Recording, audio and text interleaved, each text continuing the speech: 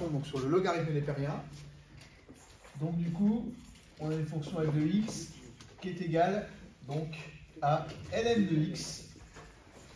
Alors, tout comme le logarithme décimal, c'est pareil. Donc cette fonction-là sera définie sur 0 exclu plus l'infini. Donc le ln n'acceptera jamais de valeur nulle ni de valeur négative. Alors maintenant, si on s'intéresse donc au tracé de la courbe, je vais faire plus à gauche. ln. Voilà. Ça c'est x. Là du coup c'est f de x qui est égal à ln de x. Alors les courbes se ressemblent. Donc il faut savoir, donc c'est pareil. Il faut savoir que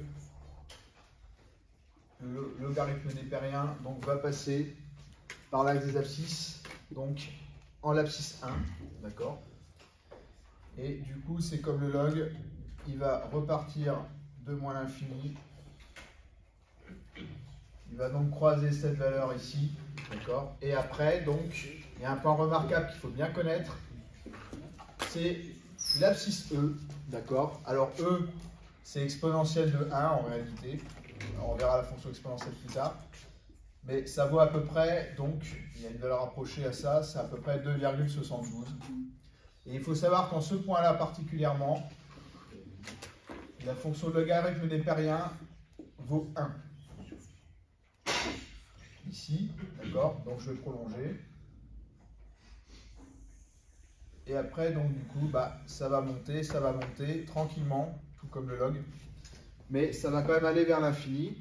Donc les points remarquables à connaître, donc comme je vous disais, il faut savoir que ln de 1, ça fait toujours 0. Alors attention à ne pas confondre.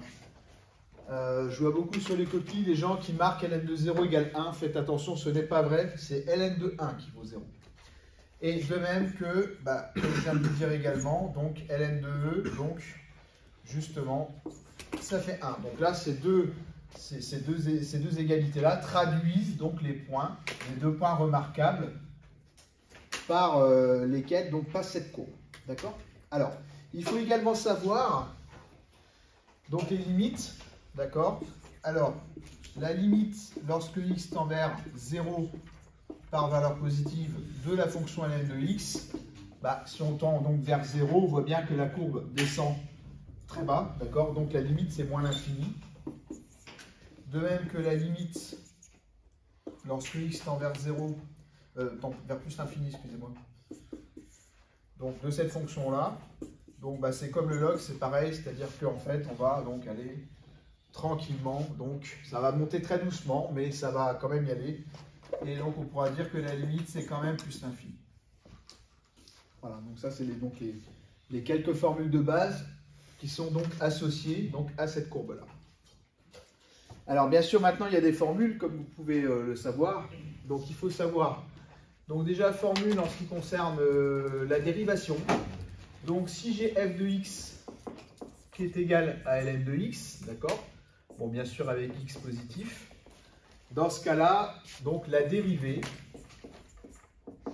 de ln de x, c'est 1 sur x. D'accord. Donc ça, il faut bien le savoir par cœur, parce qu'il y a un moment, il faudra bien dériver des fonctions. Donc ça, c'est une première formule de base.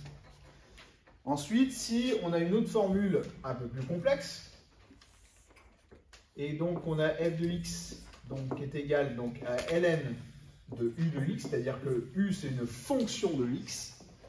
D'accord. Alors bien sûr, avec cette fonction de x, qui est toujours positive également, parce que si on met quelque chose de négatif, que ln n'accepte pas. D'accord. Pour tout x appartenant à un certain domaine de définition. D'accord. Dans ce cas-là, donc la dérivée, ça sera donc u' divisé par u. D'accord. Donc dans ce cas-là, voilà. Donc en gros, il faut savoir que la dérivée de ln de u, c'est u' sur u. D'accord. Ça, c'est des formules très importantes de dérivation. Et après, donc, je vais vous donner également donc, les formules, bien sûr, fondamentales sous le logarithme népérien qui ressemblent tout à fait aux formules sous le logarithme décimal. C'est les mêmes. Donc, alors, rappelez-vous quand même que, alors ça, il faut quand même que je le précise, il faut ne pas oublier qu'il y a quand même une relation entre les deux, d'accord? Donc, il faut savoir que log de x, c'est ln de x sur ln de 10, d'accord? Donc, du coup, c'est équivalent à dire que bah, finalement, le ln de x, bah, ça va tout simplement être ln de 10 fois du coup log de x, hein, d'accord? Donc on avait vu que ces fonctions en fait étaient tout à fait proportionnelles, donc c'est pour ça que les courbes se ressemblent beaucoup, d'accord? Alors, quelques formules de base. Donc il faut savoir que ln de a fois b, d'accord, c'est égal à ln de a plus ln de b, d'accord? Alors bien sûr, il faut que a et b soient positifs, hein, évidemment, strictement. C'est obligatoire. Ensuite, il faut savoir que ln de a sur b, d'accord, ça va faire ln de a moins ln de b, d'accord? Donc la conséquence de ça, c'est que si du coup j'ai ln de 1 sur x, et bien du coup ceci fera moins ln de x. Alors bien sûr, il faut évidemment que x soit positif également, strictement. Encore une autre formule très importante, c'est ln de a à la puissance n, d'accord? Donc ln de a à la puissance n, donc du coup, quand il y a un n prisonnier dans une puissance, il va simplement arriver devant. Donc ça va faire n fois ln de a. D'accord? Tout simplement. Et puis une dernière chose, c'est quand on résout certaines équations, d'accord? Alors, il faut savoir que du coup, alors on verra bien sûr, comme je disais, la fonction exponentielle, mais je vais quand même vous l'indiquer quand même avant. Il faut savoir que exponentielle de ln de x, d'accord, est égal à x. Alors évidemment, il faut que x soit positif, sinon ça ne marche pas. De même que si on a ln d'exponentielle de x, en fait, le ln va pouvoir faire du coup libérer la puissance x dans l'exponentielle, et du coup, on va se retrouver avec x aussi, d'accord? Donc le corollaire de ça, c'est si je résous des équations avec des ln, d'accord, ce qui risque de nous arriver. Donc du coup, si je résous par exemple ln de x qui est égal à a, d'accord, bah du coup je pourrais passer à l'exponentielle de chaque côté.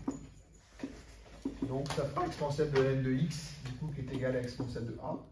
Et comme du coup en appliquant cette formule qui est ici, d'accord, du coup je vais pouvoir libérer le x, et du coup ça va me faire donc x égale exponentielle de a. Alors bien sûr c'est toujours vrai si x est positif strictement. Voilà donc comment on arrivera donc à résoudre des équations avec un ln dedans. Alors si jamais on a cette relation là, si jamais nous avons ln de a qui est égal à ln de b, d'accord, bon pareil là il faut également que a et b soient positifs. Alors dans ce cas là on pourra tranquillement dire c'est équivalent à dire que a égale b directement. Comme la fonction ln elle est strictement croissante, du coup il n'y a pas de piège. ln de a égale ln de b, donc implique directement, enfin c'est même équivalent, est équivalent à a égale b. Voilà, ben j'en ai fini.